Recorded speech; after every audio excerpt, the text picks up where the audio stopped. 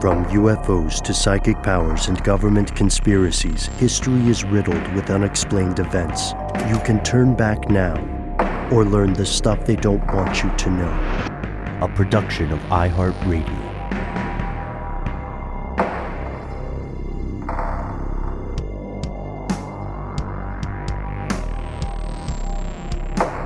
Hello, welcome back to the show. My name is Matt. My name is Noel. They call me Ben. We are joined, as always, with our super producer, Paul Mission Control Decant. Most importantly, you are here, and that makes this stuff they don't want you to know.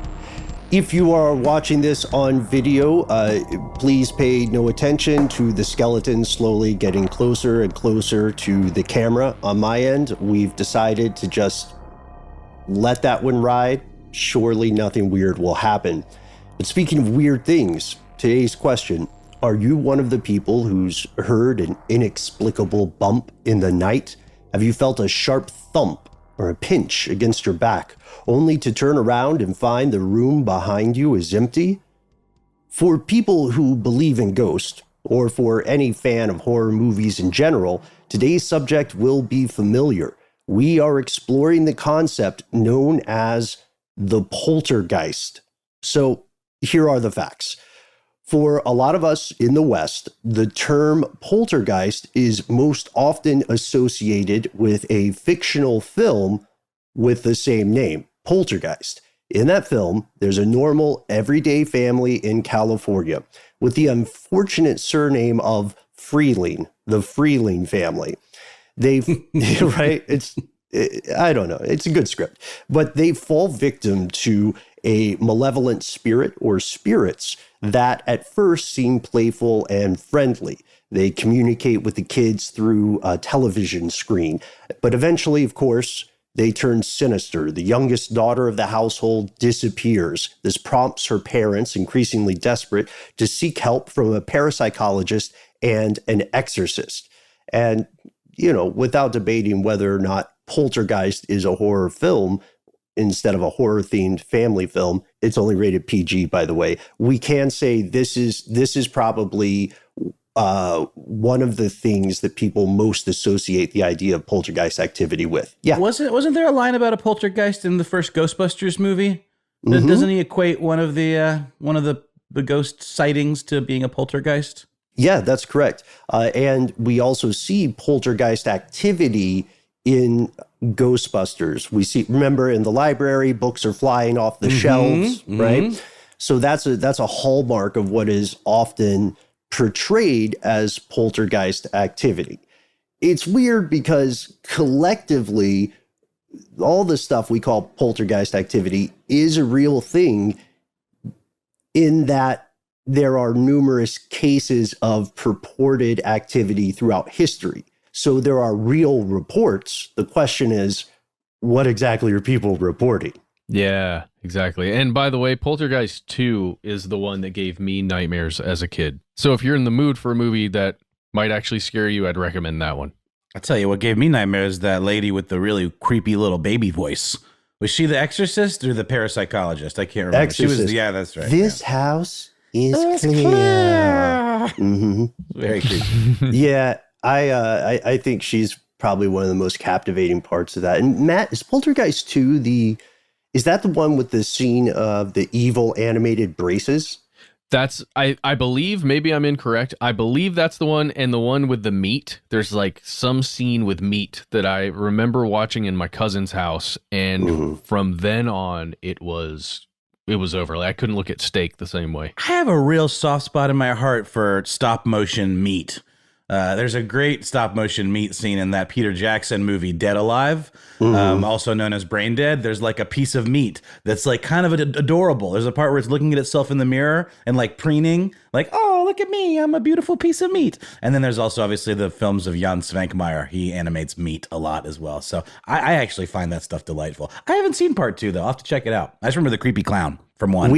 We have, speaking of meat, we have an artist in our audience who does these like photorealistic paintings of meat. I've got a Actually, I have one of those hanging up in the house. I'll put it up here when I get this set together.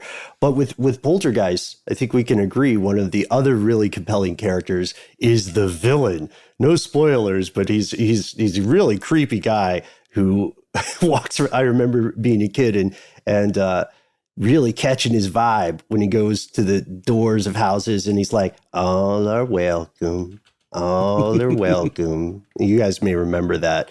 But they didn't make up, the point of this is they didn't make up all the stuff that happens just in a brainstorming session in the writer's room. They were taking accounts of things that have been reported as real life events, and they didn't make up the word poltergeist either. It comes from the German language.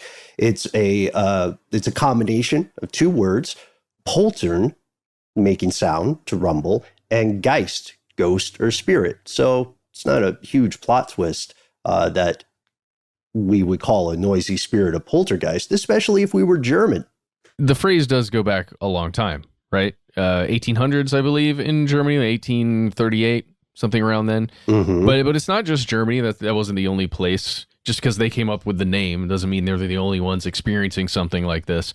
In a lot of places, there are other invisible entities that aren't necessarily spirits or ghosts that have the power to, in some way, manifest in the corporeal world, move things, push people, interact with us and objects.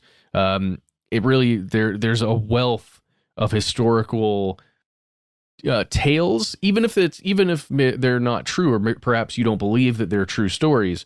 There are so many tales throughout time about this kind of activity. Yeah, collectively known as ghost lore instead of folklore sometimes, which I think is just chef's kiss. So to your point, Matt, there might be cases in merry old England that were blamed on a Bogart instead of a poltergeist. But if you look at what's happening or what's being reported to have happened, the activities are very much the same. That means that a lot of people throughout time and throughout the geography of the world have been reporting similar things under a different name. So the term poltergeist is an umbrella label that we're using to describe any number of things. And for the true believers, a poltergeist can be best understood as sort of a genre of a ghost, a type of entity or spirit, or it can also be understood as just that set of activities or abilities attributed to these kinds of things. I mean, if you wanted to assign like a personality to a poltergeist, it's kind of the gremlin of the ghost world, right? Because it's like, its activities can range from the mischievous, like we said in Poltergeist, the movie, where it's like stacking chairs or, making books flutter around like in Ghostbusters, or a little bit more devious, but they're not your exorcist level demonic power. You know what I mean? They tend to be a little more innocuous. But then we have examples where things go a little further than that. So it is a genre, like you said, kind of a wide swath of ghostly attributes. Yeah, and we did talk about how generally whatever this entity is purported to be, it is invisible to most observers. If not all observers, it's either invisible or mostly invisible. Mm-hmm. And you might hear it speak in some cases, usually to say some like cryptic, epic, threatening stuff. Very rarely to say like, hey, sorry, I didn't know that was the good china that I busted. Mm-hmm. But we see, in the cases where we see poltergeists specifically portrayed or described as entities, we also see several common threads. First, the big one, the one we've already talked about a little bit, the movement of objects by some undetermined means. Cutlery flying through the air, the good china. Yeah, falling out of the hutch, furniture being overturned, books zooming off shelves, mirrors cracking, windows, doors slamming open then shut.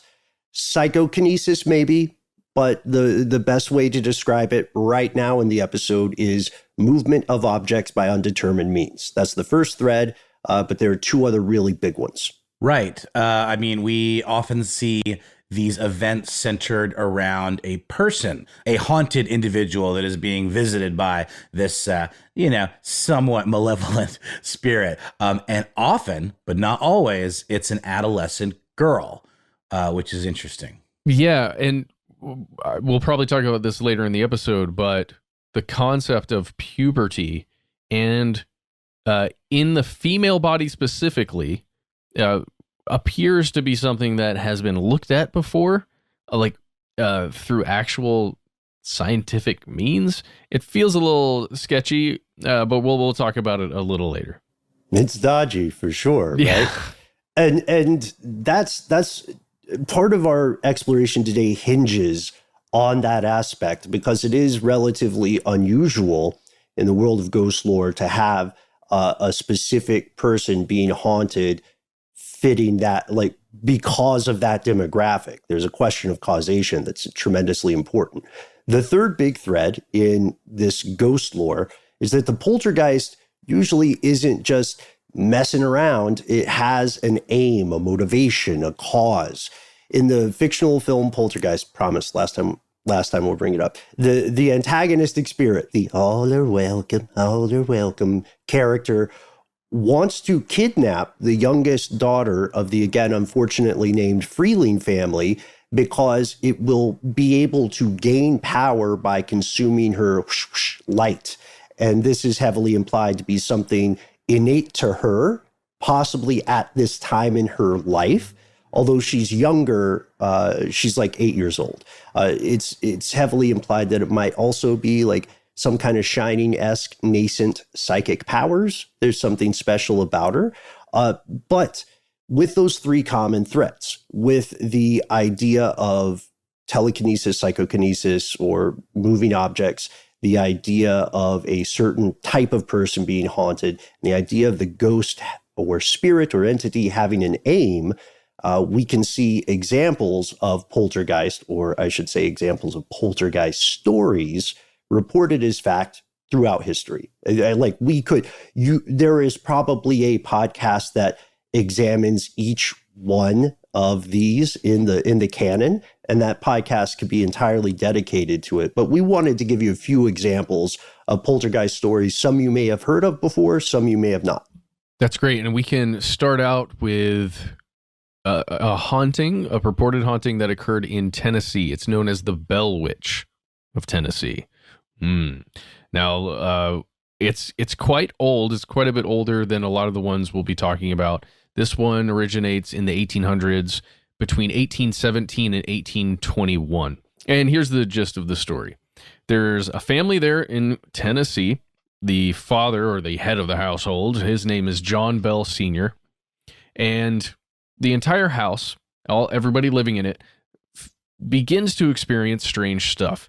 There's some entity that they think is an entity, at least, that has the ability to speak to them, like directly to them while they're in the house, that is not a member of the family, just somebody else, some disjointed voice that talks to them.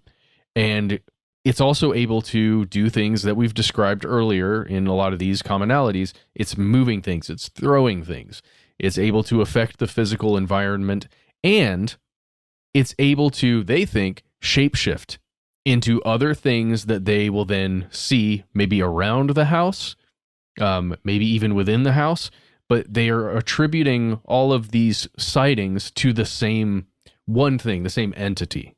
Yeah, and this story is one of the most famous accounts of poltergeist activity in the U.S. You have probably heard something about it. You've probably also, perhaps unknowingly, seen some piece of fiction based on this. The verdict here, I should organize these by like time, place, gist, verdict. So the verdict here is that there is a huge problem with any research into this story. The huge problem is this: the first printed account, called the Authenticated History of the Bell Witch, was published in 1894. That's 75 years after these events occurred. And for this reason, the Authenticated History of the Bell Witch is often treated as a work of historical fiction. Our modern understanding of whatever the facts may be is inevitably tainted by all the embellishments that occurred, in the almost centuries worth of time before something happened and after it got written about. And take into account all the embellishments that have occurred since it was published in 2020. Because there are Right. videos, you can find videos online right now, like pretty recent videos that claim a lot of things about the Bell Witch. And there's an important part of time here too when we talk about our observations. You'll notice that there's a sort of glory days of poltergeist reporting, and it drops off around the time that we entered into the glory days of the technological revolution. So when we hear stories about the Bell Witch, even if we go to the closest primary source we can find, we're still almost a century away from what happened. So it's just very difficult to know what is true, what is not. So that's one example. And we're not saying nothing weird happened. We're saying it is almost impossible to figure out of the things that are reported, which are factual and which are later rumors people added because it made them sound cool at the general store or at the local saloon. Next, we have what's collectively referred to as the Great Amherst Mystery that took place in Nova Scotia, Canada. There's another Canadian, pretty famous Canadian poltergeist story called the Chilliwack Poltergeist. I only say that because I did a podcast about this part of Canada once and I pronounced it Chilliwack and I got yelled at. So Chilliwack. This one, though, is in Nova Scotia, Canada, that took place between 1878 and 1879. An 18-year-old female by the name of Esther Cox lived with her sister's family and was the victim of an attempted sexual assault. Shortly after that took place, there came a series of knocks, bangs, rustles, and all sorts of other, again, like these noises that are associated, the whole idea of the ghost, what is it, the noisy ghost or the ghost clang, as the name translates to in German. These noises were plaguing the household, keeping people up all night. Esther started having seizures. Parts of her bodies would swell. And this is kind of the escalation we're talking about. She was simultaneously feverish and then would get chills at various different times. And objects in the house would appear to fly around of their own volition. And visitors came over the next few months. They left with the pretty serious impression that this was actually happening, that there was a poltergeist at work. This would have been a phenomenon that would have been familiar to folks in those days because of that lore and things like the Bell Witch. And a lot of contemporaneous investigators believed this to be a series of supernatural events. But there are later things in the chronology that prove this might not be the case entirely. For a time, Esther Cox fell ill with diphtheria, and when she was confined to her bed for about 2 weeks, I believe, the activity ceased entirely. This is one of the reasons that later investigators like Walter F. Prince in 1919 built a pretty compelling case for trickery on the part of Esther Cox. However, he was quick to say he thought this occurred while in a dissociative state. So that would mean that Cox herself was not like actively trying to make things worse. And she got locked up for arson later in life. She only served 1 month out of 4. And when she came back after that month in prison, the event ceased entirely. She got married twice. She lived a normal life until passing away at the age of 52. So there are weird things that happened in her life that seem to coincide with drop-offs in the ghost activity. There was also not activity during that month she was in prison. Interesting. If you blast a little bit later in history, in 1967, you've got another one that has some similar hallmarks. In a lawyer's office in Rosenheim, Germany, there were a very similar series of occurrences that revolved around a 19-year-old secretary named Anne-Marie Schabery. Things like lights flickering and paintings, going crooked and falling off the walls. And, when the fluorescent tubes were unscrewed, there would be like massive arcs, electrical spikes, and furniture moving, things like that. And it was investigated, and they called in physicists and parapsychologists by the name of Hans Bender, and he investigated and couldn't figure it out. But it was kind of believed pretty widely that this was a hoax. There were apparently hidden nylon threads found. And similar to the previous story, Ben, the incidents stopped when this the secretary left the employ of the firm in 1968. It's weird because if you believe that something is actually happening, the leaving of somebody or the removing of someone from a situation may make you believe or may make you think that the haunting is attached to that person. So when they leave, no more haunting.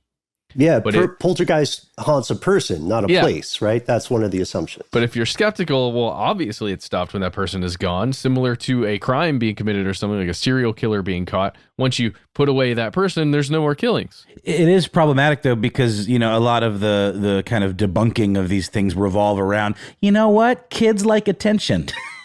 And kids like to, maybe some with a little bit more of a sociopathic desire for attention could possibly go to some great lengths to say, look at me, and get that desired attention. And so, but it's interesting because it's a revolved around a person, when that person leaves, it goes away.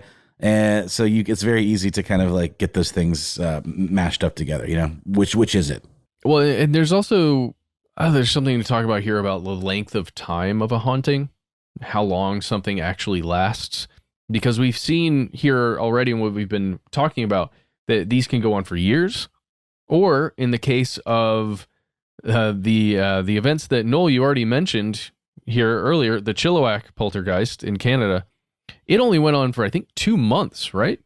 And that's another thing that's associated with these poltergeist occurrences. They're typically pretty short. They're not years. They're usually, 3 or 4 months, maybe 5 months max, which still seems like an awful long time to be tortured by a restless spirit. But yeah, this was from, I think, 2 months between 51 and 52. And it's just the same kind of stuff. Loud sounds, bangings on the wall, flying objects and the like. And then there's another case around the same time, the Brother Dolly case, where you had stains, which is a new one, carvings of images and words in Welsh language of a religious nature, to your point, Ben, of that cryptic kind of vaguely religious language. And this one took place for multiple years. Yeah. So these commonalities should not be considered hard constraints. There are always going to be things that occur on the edges. Again, there are many examples. One thing I love about them is their odd, fascinating names. The marketing is wonderful. You've got the drummer of Tedworth, the black monk of Pontefract, and the Seaford poltergeist, and so on and so on. But I want to explore that one common thread that I was saving till now, which is, simply put, kids crave attention. So many parents in our audience today likely recognize this idea. Kids want attention, right? Sometimes they'll do weird things. Sometimes they'll do things they know they're not supposed to do. Sometimes they'll do pranks, even inappropriate behavior, to get some eyes on them. Just so you know, my son, while we were recording this, he's come in like 3 times. You probably haven't seen it or heard it, hopefully, because Paul is doing his job very, very well. But like Ben and Noel have probably seen him come in, and I'm having to mute and look at him. And it's just because he needs attention right now, and he knows that I'm doing something. And he's great at it, though. Like he's a charmer. He's an attention ninja. I love it. Well, also earlier though, like there was like this very ghostly, plaintive little piano line wafting in the background. I'm like, what is this ghostly piano? Oh yeah, that's the boy. Like, no more piano play while Dad's recording. Damn you! I think he plays piano pretty well too. It was by the awesome. way. Just to point that out. Some 9 Inch Nails or something. It was super spooky. So this idea, right, which is something clearly we in the show can identify with, and clearly something you listening can identify with. This is a common thing, and it's part of the reason that more skeptical investigators, people like Joe Nickel with 2 L's, will argue that poltergeist activities are typically caused by what he describes as an individual motivated to cause mischief. So there is someone haunting the house and throwing things, and they do have a mission, and they just happen to be human rather than otherworldly. Right. He said he notes that this is something, Matt, you and I were talking about off air. He notes that a lot of these seemingly telekinetic events, when you look at the facts of the case, the placement of the people and the things, a lot of these things are events that could easily be accomplished by a kid who's out to like plague their somewhat gullible parents. And then, of course, when things are told and retold and embellished, maybe there are some parents or people in authority who don't want to say, well, it turned out my 9-year-old had figured out like a pretty clever way to spook the shit out of me by knocking on, the upstairs bathroom floor at 3 a.m. And then so instead I'm going to embellish it. And I'm going to say, it went away when I prayed, not when my kid went back to, their grandparents for the summer. And that's how you end up with strange stories of like Andrew Jackson visiting the Bell Witch before he became president. It's a great yarn. It's also completely untrue. I love it. So that's why we see this idea. Now, lest anybody think that we're being discriminatory against children, who are obviously awesome, we have to note that in numerous cases, competent investigators found activities purported to be poltergeist provably hoaxes perpetrated by children, such as the famous Fox sisters, and proving that those things were hoaxes did nothing to stem the popularity of the story. Of course People not. loved it. People don't want the truth. People want a cool story. People want like something that captivates their imagination. The truth is always way less interesting. It makes me think some of these parents probably deserved it. You guys, they were probably awful parents and they needed to have a good lesson taught to them, like in Matilda, where she gradually files off the bottom of her father's shoes or something like that to make him think he's getting shorter, or hems his pants, does something weird like that, but super covertly and over a long period of time to make him think he's losing his mind. And they were horrible parents. I mean, I know it's just a story, but that stuff holds true. Yeah, the reality is, it appeers that in several of these cases there has been something terrible going on. Or the one we just mentioned, was it Cox, Amherst yeah. with Esther Cox? Yeah, I mean, sexual assault was involved. There was trauma, and there was a need for something, right? But that she needed something. It appears that way, at least, and it was probably attention and care, and It appeared there are several that we've looked at. One of them that occurs in Ohio, I think Columbus, Ohio in 1984, that we can talk about maybe a little later, where there's the same kinds of thing happening there. There's somebody who is in great need, who is a child, who is looking for something that maybe they're not getting. I deeply appreciate that point because it's something we had explored in our earlier look at exorcism. Specifically non-Western exorcism. There are socio-political factors inherent in this because all people are intelligent. Even children. Or have the potential to be so. Yeah, children are terrifyingly intelligent. They're brilliant.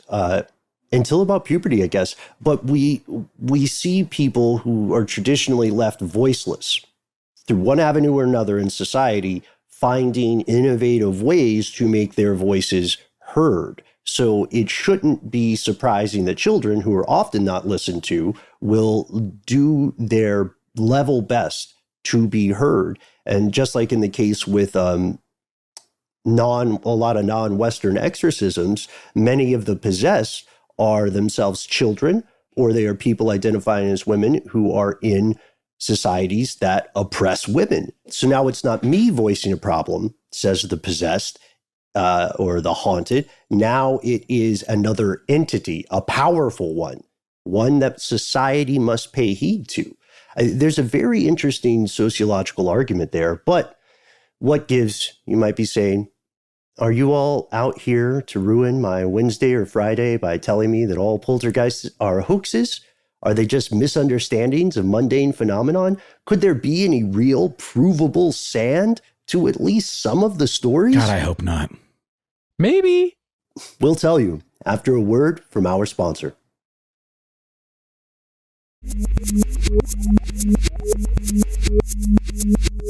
Here's where it gets crazy. So, I mean, you know, we've spent the first part of this episode kind of debunking as we go a little bit. And indeed, there are hoaxes aplenty in the world of poltergeist, just like there are in the world of psychics and mediums and all of that. There's a lot of pageantry involved. I'm fascinated by the angle of children being kind of forgotten and mistreated and using this kind of behavior as a way of acting out or, you know, giving themselves a voice. But while the vast majority of the events paranormal researchers tout as solid proof of poltergeists are often pretty readily dismissed by academics and skeptics, science does have some interesting ideas about what might actually be happening to folks who would be unfortunate enough to be actual victims of some sort of antagonistic supernatural force. So poltergeist as a natural phenomenon is super unsettling. Is it a figment of the mind or something more? Yeah, it's no secret that scientists have for a long time, if we want to be polite, we will say scientists have for a long time suspected that ghosts are an illusion, or they're a cultural lens through which we interpret other events. They're a series of sensations maybe created in the mind of us as observers. This is compounded by the fact that patients who suffer from specific types of neurological or psychological conditions often have reported strange presences around them, hearing voices, right, from no discernible source. This is not just something that happens through the lens of mental illness as we now understand it. This is also probably neurology probably plays a huge part in the role of historical prophets, visionaries, and saints, and so on.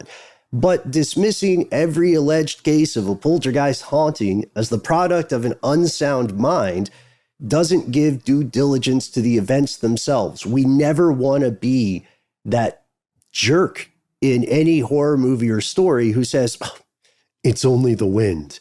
And someone's like, I'm bleeding out of my eyes. That's the wind. It looks like blood because it's in your eyes. We don't want to be those people. Yeah, we don't. And we also don't want to be those people that, you know, believe that because someone is experiencing something like that I don't know. I have problems with thinking about it as an unsound mind, right?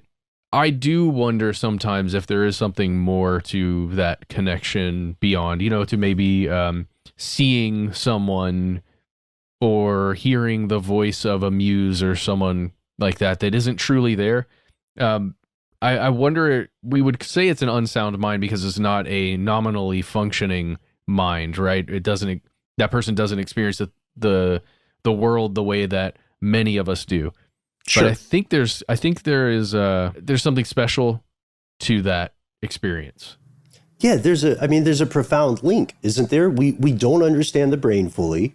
We don't really understand the creative process, not 100%. And we also, I don't know, I agree. I think it is dismissive to immediately say, it's the same thing as saying you're crazy. And honestly, the way we use normal for most conversational descriptions of this stuff, that's borderline ridiculous. Normalcy in that sense is a myth and never really existed. It's as made up as some of the more skeptical folks might think ghosts are. But the point of this is to what you're saying, Matt, if we dismiss any kind of description like this automatically as the product of a quote unquote unsound mind, then we're not exercising critical thinking and we are not conducting good science. And maybe more importantly, we're not helping a person who is convinced that something is making their life horrific.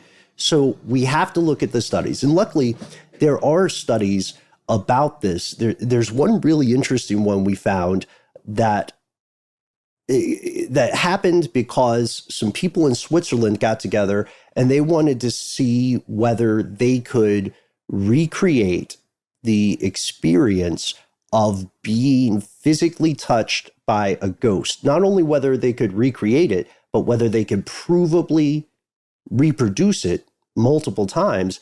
And the crazy thing is, They did. Yeah, I mean, I believe that two of the volunteers got so freaked out that they like peaced out and were like, I'm done. We're done with this. And it's really interesting the way they set up this experiment. They actually used robotics, and they allowed 12 volunteers to control the movement of this like jointed robot arm using their index fingers. And the first set of volunteers were blindfolded, and those movements rather were relayed to another robotic arm, which would touch the volunteer's back. I'm assuming obviously it would be in pure darkness since they're blindfolded. When both the finger pushing and the back touching occurred at the same time, it created a compelling illusion.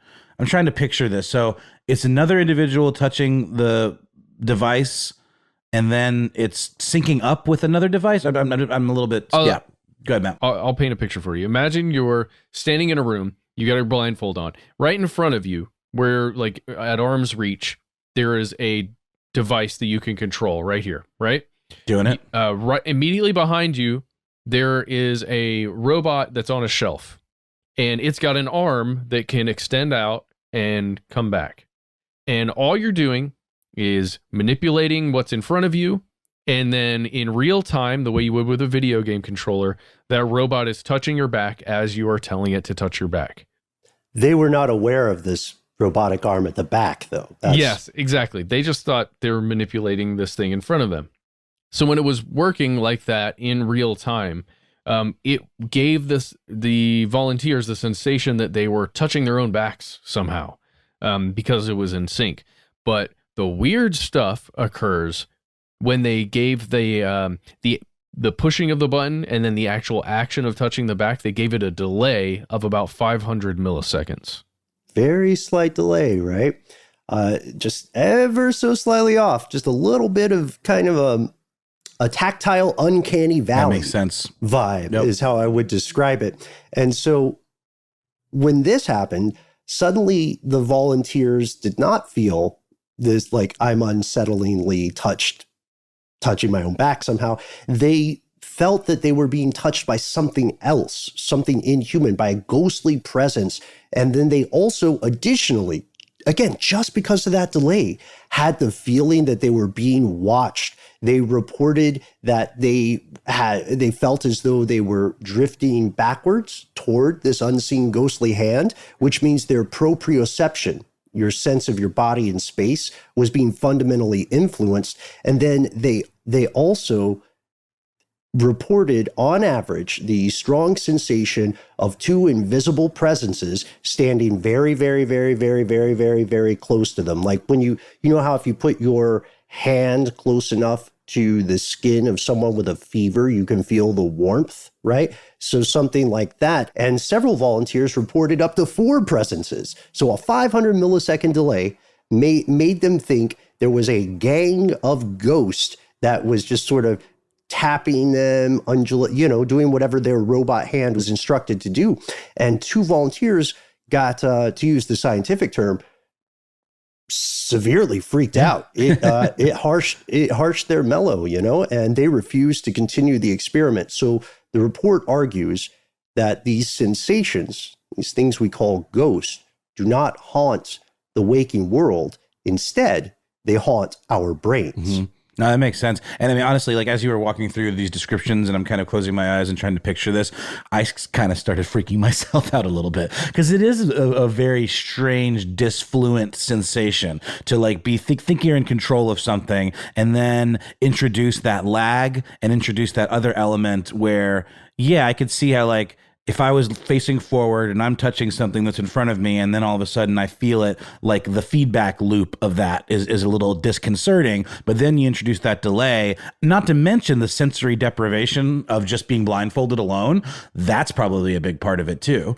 I imagine if you did this in a purely sensory deprived environment, it would probably amplify those sensations a lot, because the feeling of moving backwards or the feeling of like being disjointed in space and time. A lot, you can trick yourself into a lot of things just by closing your eyes really hard and seeing visual distortions and sunspots and all the little flashy things that happen. I could imagine this harnessed that pretty damn well. How do you come up with this? What a weird concept. What a weird experiment. I guess they got a good deal on robot arms. Yeah. Or they had some leftover from some other thing. Yeah, exactly. They knew a guy. Also, if you want to experience, there are a lot of interesting hacks you can do to your own sense of proprioception. One thing for the gamers in the crowd, you can play a game called Mirror's Edge. It's a first-person POV parkour game. Matt, I think you and I may have talked about this years back when it came out. Yeah. Oh, yeah. That's a really fun, strange game. In fact, you can just do virtual reality of any kind. In a lot of ways, you can experience some of that stuff. True. Yeah. Or, just take a shower in the dark. That's what I do. Yeah. Yeah. I think it's weird that people shower with the lights on. You know what I mean? That's like unrelated. Have you guys ever drink a beer in the shower? It's apparently a thing people love to do, and I did it for the first time the other week, and let me report back. It is a delightful little luxury. A shower beer. Just putting that out there. Unrelated. Please continue. So, a co-author of this study, by the way, we would be remiss if we didn't mention the study came about in 2014, led by a Professor Oleg Blanke, and his co-author summed up their findings by saying the following, quote, "Our brain possesses several representations of our body in space. Under normal conditions, it is able to assemble a unified self-perception of the self from these representations. But when the system malfunctions because of disease, or in this case, a robot, this can sometimes create a second representation of one's own body, which is no longer perceived as me, but as someone else, a presence." So also shout out to Stuff You Should Know's. Did they do that? They did an episode on that rare psychological condition where someone feels like their hand is not their own. Yeah. What is that called? What is that called? It's called Ghost hand syndrome? Phantom hand. Phantom hand. I'm kidding. I don't know what the hell it's called. That sounds very unsettling, though. I don't like it one bit. That was in the TV show. Were we on set for that episode? I think we were. Yeah, the characters based on us play a role in that. Alien hand syndrome, I believe, is the name. And then there's phantom limb. But I like phantom hand. That also sounds like a cool martial arts move that you would see in a kung fu movie. But so there we have it. These feelings of presence, the researchers call them FOPs. These feelings of presence, again, through a cultural lens, are often interpreted as spirits, angels, demons, other supernatural creatures, because, many of these reports occur before the rise of modern psychology or modern research into neurology. And we do have one last note that pertains to our earlier conversation about neurological disorders, because you see, before the researchers took these volunteers and subjected them to the terror of the unknown robot hand, they scanned the brains of people who had neurological disorders and had also encountered feelings of presence in the past. That's right. And they identified disturbances within those brains in 3 specific regions: the insular cortex, the parietal frontal cortex, and the temporoparietal cortex. Now, that may mean nothing to you, as it does to me, a guy who doesn't know much about parts of the brain. But these sectors within all of our heads, we've all got these, they're involved in self-awareness, our understanding of where we are in space and time and who we are, what we are, in the sensations of movement, in creating movement within our bodies, and our sense overall of where we exist in physical space and time. So, kind of weird, right? Those are important things to just be able to function, right? Knowing where you are, what you are, and how to move about. So we're gonna continue down and find some things that are even spookier in this world of scientific research into what causes possibly poltergeists and other ghost encounters. But first, we're going to hear a word from our sponsor.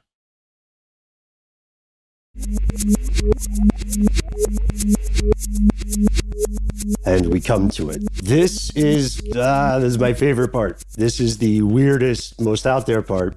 This involves two Italian researchers, Piero Brovetto and Vera Maxia.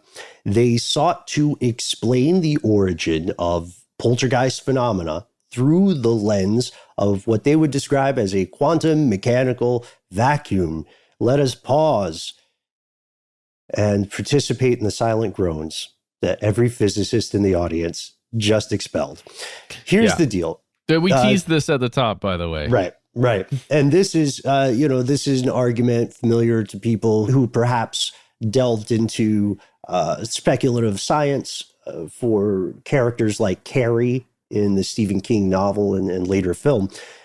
These researchers argue that children during puberty undergo tremendous physiological changes, various parts of their bodies, including, of course, the brain.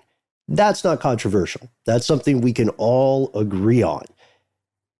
Most of us listening to the show today have probably experienced puberty firsthand. If you have not, you're in for a wild ride. Congratulations and sorry. Yes, make the most of it. Super fun. So here's where these researchers' ideas take a sharp turn into fringe science. Brovetto and Maxia did not stop there. They argue that changes in the adolescent brain, particularly that of biological females, somehow involve fluctuations in electron activity, long story short, that can somehow create disturbances up to, quote, a few meters around the outside of the brain.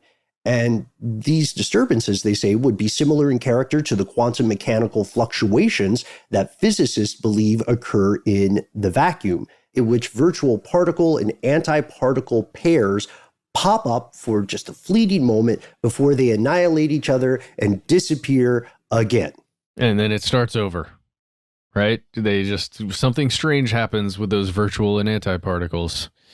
And they go on to say that within the pubescent brain, the extra fluctuations that are triggered because of that, what the brain is going through, they believe that the number of virtual particles surrounding the person is increased. Which again, I'm still wrapping my head around just the concept of virtual particles, but it's all good. The concept here is that it would slowly increase the presence of air around them. I was just trying to Google virtual particles, and it came up with virtual party ideas, which I guess is a product of COVID. Please, Matt, please continue. So sorry. Oh, yeah. Okay, so increasing the number of virtual particles around a person, in theory, according to these guys, would also increase the air pressure surrounding them. And the thought is maybe the way the air pressure then is altered could make a physical object, a paper or something with very little mass, would be much easier to manipulate than maybe a telephone or something like that. But they're saying they could move an object potentially by changing this air pressure with their virtual particle pubescent brains. And yeah, that if that is, you believe them, right? Yeah. Because think about the tremendous change in air pressure that would be needed to your point, Matt, move very heavy objects. Piece of paper, maybe. Yeah, why not? Slam a door. Yeah, an Oxford English dictionary, right? 3 very different objects in space. So as we previously established in earlier episodes, everything we know about the brain right now seems to indicate that this would be at the very least an implausible series of events. This paper was published, by the way, in the journal Neuroquantology. One note that I find hilarious, Brian Josephson, a Nobel laureate physicist who is on the editorial board of Neuroquantology, was contacted for his input about the paper. And while he was trying to be nice, he said, "It sounds distinctly flaky to me." At which point, reading this, I rolled my eyes and thought, editors. But, despite being a little tight on time here, this is all to prove that there is research happening in this field. We've got like a brief shout out toward the very end to one of my favorite hobby horses in this realm. But Noel, you wanted to tell us a little bit about the work of one Ian Stevenson, right? Yeah, that's right. Only to kind of highlight the idea that, we know from folks like Russell Targ, who is a very renowned physicist who did work with MIT in their research labs, but then ultimately went on to focus his life's work on developing technology and methods for harnessing psychic abilities, something that the scientific community at large doesn't believe to be a thing. And this is a guy who comes from that world, and I'm always fascinated by, and it always gives a little more credence to some of these claims when you see people that kind of make that transition from the scientific to the more spiritual or fringy or what have you. So this is a good example of that. This guy, Ian Stevenson,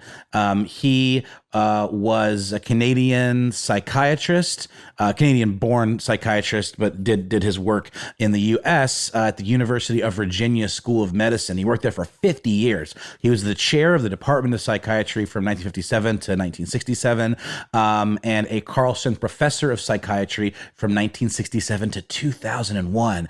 And I happened upon him in preparing for this episode from a paper that he wrote in the Journal of American Society for Psychical Research. And this is from volume 66 from June of 1972. And the title of the work is, Are Poltergeists Living or Are They Dead? And the thing I liked about that is that it kind of presupposes that poltergeists are a real phenomenon. It like launches in with that kind of preconceived understanding. And I appreciated that because it's not trying to debunk it. It's kind of trying to explain it a little bit and go through some examples that he found in his research, most of which took place in India. And it was a lot of the things we're talking about. There's one called the case of Sisir Kumar, which he acknowledges had some problems in it because there was a long gap from when the events of the case actually occurred and then when they were recorded, largely by folks who didn't necessarily witness it. But he goes through and describes them very matter-of-factly, things like books flying off shelves and food disappearing and other, some of these kind of run-of-the-mill poltergeist type activities.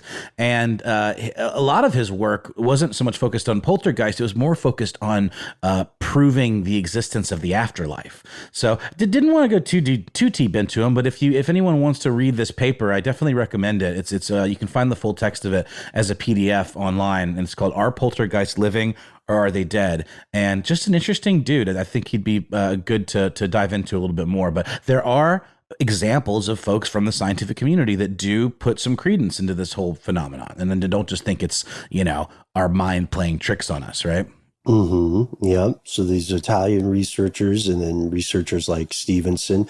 He also has some interesting work on reincarnation, which makes the same kind of assumption. It starts from the assumption that reincarnation exists and attempts to prove the process that it occurs through.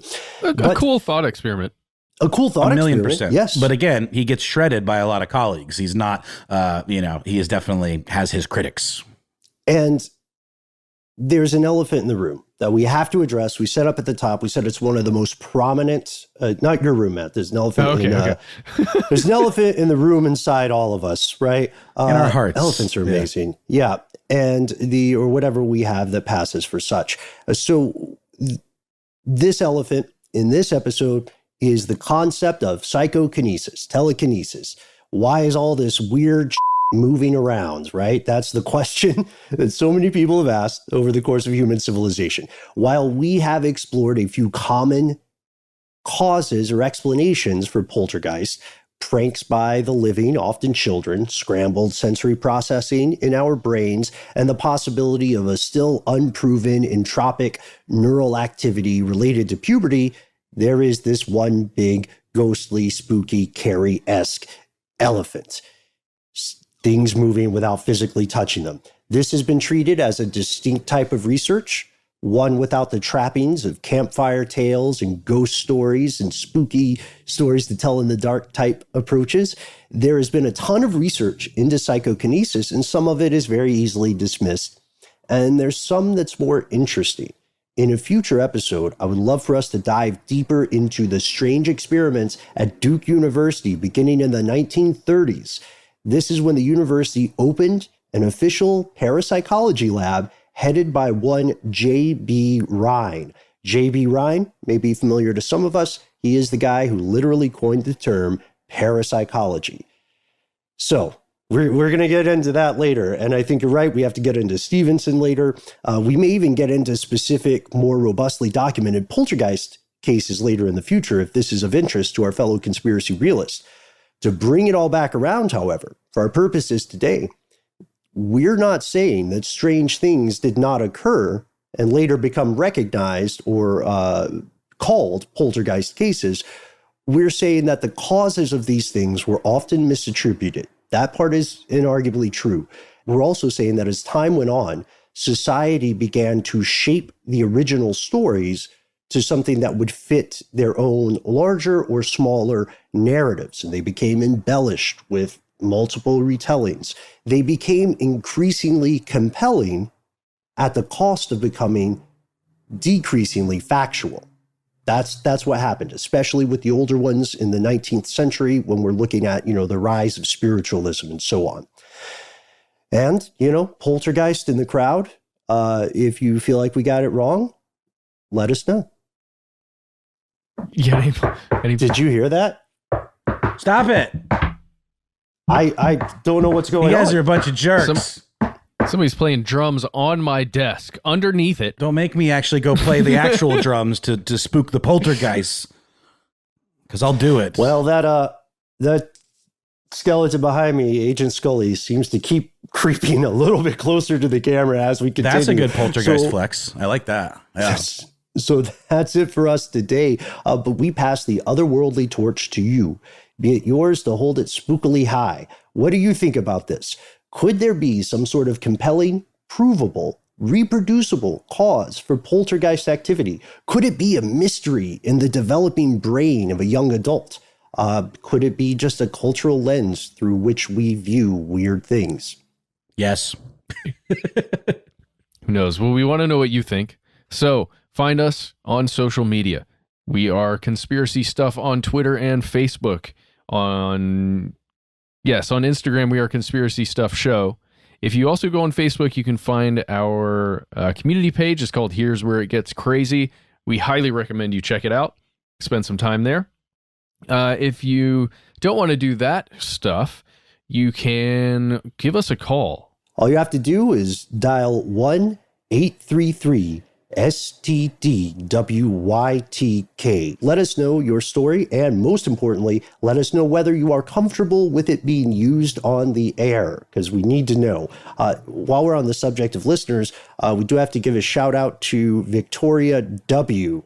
over on our Facebook page. You mentioned, Matt, Here's Where It Gets Crazy, just because they were they started a drinking game based on catchphrases we've used in the show. So I hope nobody gets alcohol poisoning. But also want to shout out all the people who have written in and decided to, in place of identifying one of the hosts to get onto that page, you have been telling us some jokes that are amazing. So shout out to Jordan S., who gives us the correct term for Pinterest users. Her husband calls them pin terrorist. And shout out to Gerald T., who says, here's my current favorite joke. Two windmills built close together were getting to know one another. What kind of music do you like? Asked one. The other replied, well, I've always been a big metal fan. Wow. Sometimes wooden, sometimes wooden. A lot of times wooden. But okay. Anyway, so we're scribbling with that, but what if you don't like phones? If you don't like social media or amazing memes and awesome jokes?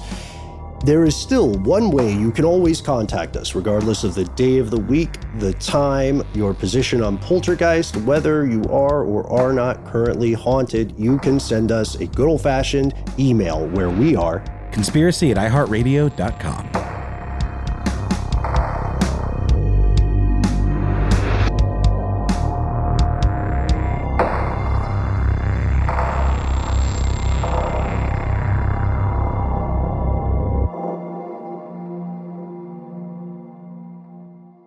Stuff They Don't Want You to Know is a production of iHeartRadio. For more podcasts from iHeartRadio, visit the iHeartRadio app, Apple Podcasts, or wherever you listen to your favorite shows.